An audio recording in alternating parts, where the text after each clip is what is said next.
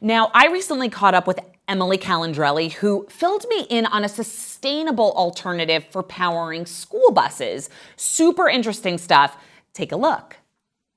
All right, so Emily, how do you go from MIT to hosting this super popular Netflix show for kids?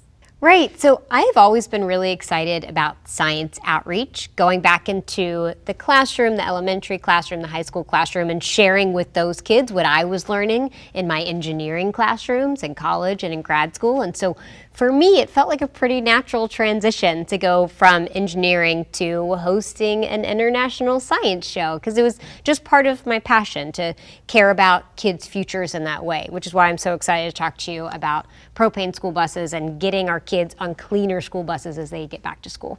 Right. So speaking of that, so what is it, what does the science tell us? Yeah, so I think a lot of us, I know I did, grew up with these aging, old, dirty diesel school buses. I can still remember the smell. It has that thick black smoke coming out of the tailpipe.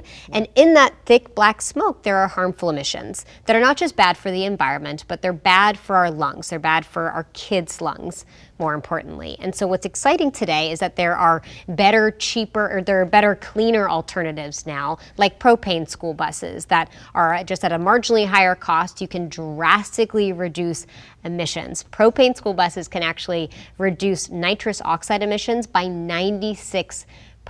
And that's something that I'm really excited about. So then why is it that the costs associated with alternative energy sources are important?